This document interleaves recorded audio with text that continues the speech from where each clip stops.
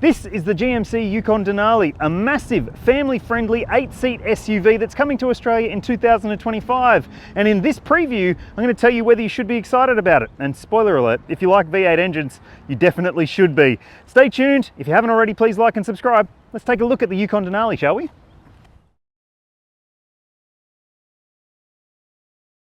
Full pricing and specifications of this car haven't yet been confirmed for Australia, but you can expect it to be more than $100,000, and rightfully so, because you're getting a massive vehicle with plenty of spec and tech as standard. Now, if you're not aware, this car is built in left-hand drive for the North American market. Then it's brought out here to Australia, where it's remanufactured by Walkinshaw in Melbourne. So it is sort of going down the same line as the Ram 1500 and that sort of thing. So it does have the pedigree on its side in terms of the conversion factor. Obviously, we'll have to wait and see what the final product is like. And if you haven't already, ring the bell to keep up to date with my reviews, because in 2025, I'll bring you more info on this car. But initially, I can tell you that this car will come in a high standard specification, and you will be getting things like 24-inch wheels, probably. We'll have to wait and see, but these are 24s on this particular car. LED lighting all around the car, a really nicely trimmed interior with lovely finishes, a big panoramic sunroof, a 16.8-inch touchscreen media system with wireless Apple CarPlay and Android Auto, a big driver info screen that's fully digital as well, and heaps of standard safety technology and equipment, which I'll tell you about a little bit later on. But hey, if you're thinking, I need 8 seats and I need a V8 engine, what else could you be considering before this arrives in the first half of next year? Well, I'll tell you some alternatives now. Honestly, the best alternative to this straight off the bat is the Nissan Patrol Warrior. It is an 8-seat family SUV, and it's basically been remanufactured here as well to be more off-road capable. The Warrior is the one I would pick because it does have serious off-road cred. It can still do 3.5-ton towing, and it's got plenty of comfort on its side as well. Still with plenty of seats as well and plenty of space. You can check out my review by hitting the link in the description.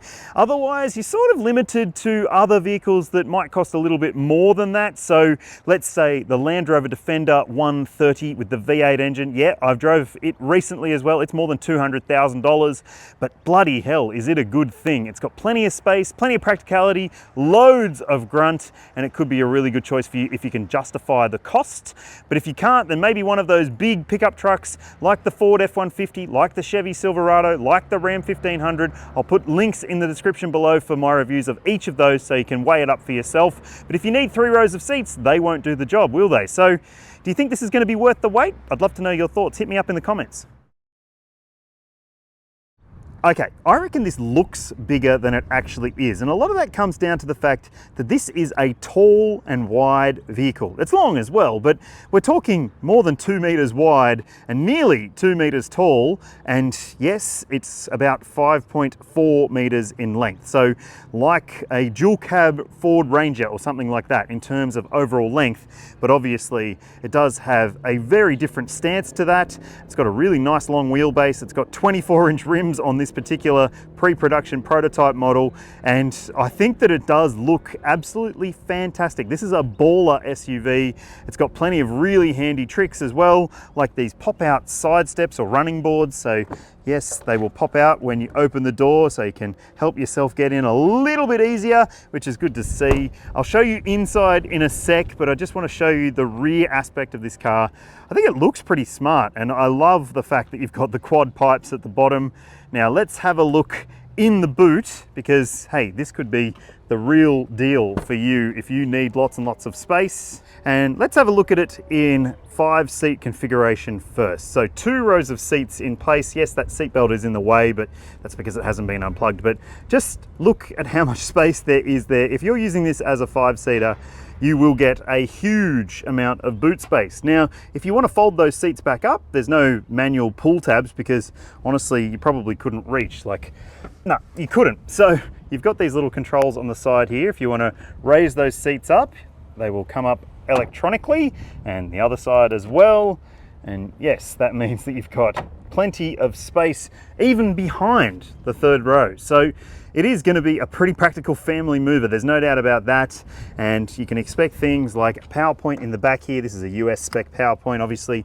Shopping bag hook there, a little bit of storage underneath the floor here too, and underneath the boot, you will find a space saver spare wheel, but it is still a very decent sized wheel. Obviously it needs to be because you couldn't fit a 24 under there. Okay, let's take a look inside. Okay, so this is a pre-production prototype. So some of the finishes here aren't necessarily representative of what you will get when the car rolls into showrooms. And also, I'm not going to do a really deep dive on the screen because I think that one will take some learning. It's a 16.8-inch touchscreen media system, as you can see. Plenty of features built into it, and controls down the bottom for your fan and your temperature and so forth. Volume dial, which is integrated into the screen as well. There's plenty to go through when I get a chance, but I'm going to save that for later on. So let's have a look at some of the things you want to know about, like wireless phone charger. You've got cup holders there as well. You've got this massive center console area. Yes, with USB ports. Yes, with a removable tray and plenty of space in there as well. And you'll have plenty of storage in the front too. Big door pockets. You've got a decent sized glove box as well. And also I think that it generally just has a really nice interior feel. And obviously I will save my full detailed take on it for later on. But let's just take a quick look in the second row and see what the space is like. Okay, so this seat is set for my driving position, and this seat that I'm sitting in is set for the most forward position available. And look, it is a little bit more cramped than I was expecting, I have to be honest. This also slides back though, so that's way more accommodating. Obviously that will impact those in the third row, but we'll get back there in a sec. Now, things you can expect as standard climate control. You'll also get USB ports, plenty of connectivity options, HDMI for these screens on the seat backs as well. Seat heating for the window seats. Yes, it does have all the features you would expect. You've got cup holders there, you've got map pockets. There's also a flip down armrest with more cup holders. There's bottle holders in the doors. You've got ISOFIX points in the window seat and in the middle seat and in this other window seat as well. And yeah, you've got that nice big panoramic glass roof too. So yes, it will be family friendly. Yeah, you've got vents, you've got a little hook here for a jacket or something like that, and a light as well. There's handles to help you get in and out. And speaking of getting in and out, I'm going to get into the very back row now. So let's do this. Okay, so I want to show you this action. Do it once and it pushes down, do it again and it folds up so I can get into the very back row. Pull this door shut behind me because it's a little bit windy. And pull this seat down. That's actually a pretty hefty seat to adjust. So just keep that in mind, put it back up, and it sort of pivots up to a more accommodating position as standard. So as you can see, that's in the forwardmost position for whoever was sitting there. And look how much space I've got. Plenty of room in this very back row. There's no doubt about that. Yes, there's a flat floor as well. I mean, you do have those sliding mechanism housings that do eat into the space a little bit, and if you've got big feet you might find that it is a little tight, but honestly it's a big old thing. And while you don't have ISOFIX points in the back row, you do have 3 top tether points for this very back row, which is nice to see. You've got that center belt that comes down from the ceiling, which is maybe not ideal, but hey, if you're not using the third row all the time, it might not matter. USB-C ports, you've got a pair of cup holders there, a nice little soft padded section, and plenty of glass to see out of as well. And a really nice high seating position, so it's sort of like stadium seats back here. There's vents in the ceiling, you've got lights as well. And yeah, I reckon that for a full-size family SUV, this one has plenty of space on the inside. This is the party piece. It's a 6.2 litre L87 V8 engine. Yes, naturally aspirated, heaps of power, heaps of torque. And if those numbers look fairly familiar to you, that's because it's the same engine that's in the Chevy Silverado 1500. And as a result of that, it comes as standard with a 10-speed automatic transmission, and it's got permanent all-wheel drive as well. So it is going to be up to the task when it comes to family motoring and also those adventures that you might want to have. And if you're the sort of person who likes to go towing as well, you'll see the towing capacity numbers on your screen. And tell us what you think about that. Is that good enough for a vehicle of this size, or would you want more? Anyone who wants a car like this probably wants more, right? All right, let's go for a drive. We're not going to be driving this black one. We're going to be driving that white one over there, which is left-hand drive, but it's not going to be an extensive drive test, so don't get your hopes up too much. But if you do want to know more about it, remember, ring the bell and you'll be notified when I do my full big review of this car later on. This is a big vehicle, and one thing that is impressing me so far about this car is the visibility around the cabin and outside the car as well. It's got a digital rear view camera mirror up here, so when you look out, you're not just seeing a sea of faces behind you. Obviously there's actually no one behind me, but if there was, it would be difficult to see out of this car. But it's not, because you've got that digital camera system, you've got big mirrors, and your over shoulder glance potential is actually pretty good. Even on the wrong side of the car, you can see a fair bit because it does have a pretty tall glass house. It is a big car, and obviously the camera technology is a big part of how good or how usable this car is in terms of the daily. And look, I think that for families who are looking for a car that's this big with this much space and also this much power, you will want to have a good set of cameras to help you see where you're going. Now, just going through this chicane style setup here, this is not representative of a real road situation, but maybe it would be if you're going through like traffic cameras in a suburban area or something like that. But I'm just going to go over this big pothole drain thing to give you an idea of what it's like. Yep, you sort of fall into the bump, but it's not terrible. It's got 24-inch wheels, remember, so it's certainly not supple in terms of the way that it deals with those sorts of lumps and bumps, but I am suitably impressed so far. I can't wait to drive this car in the real world, in real situations, and you'll be able to see that review in early 2025, hopefully.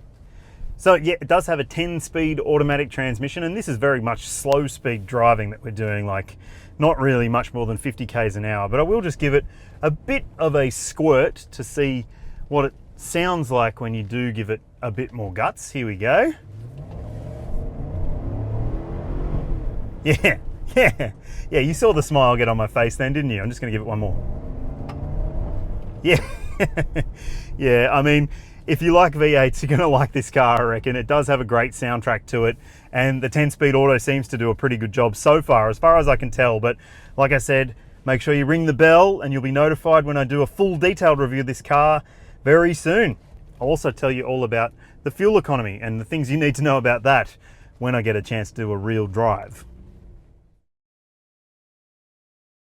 There is no ANCAP or Euro NCAP rating for this car. I don't think there will be, because it would be very, very expensive to crash a whole bunch of these, but you can expect that it will come very well equipped in terms of standard safety technology, things like autonomous emergency braking with pedestrian and cyclist detection, adaptive cruise control, lane keeping assistance, traffic jam assist, blind spot monitoring, rear cross traffic alert, and a very, very good camera system will all be standard. Parking sensors all around the car, and plenty of airbags fitted as well. So I think that it will stack up well enough for a family buyer who wants to protect them and everyone in the car. I guess the question will be whether it will protect everyone outside the car as well, because it is huge. Okay, when it comes to ownership, there's going to be a 3-year, 100,000 kilometre warranty for this car, and I think that that is okay, but certainly nowhere near as good as it could be. 5 years and unlimited kilometres is the standard these days, and remember, this car's been pulled apart and put back together, so you would hope that you get a little bit more backing than that. But at this point in time, in September 2024, the brand doesn't look like it's going to be changing that warranty program anytime soon.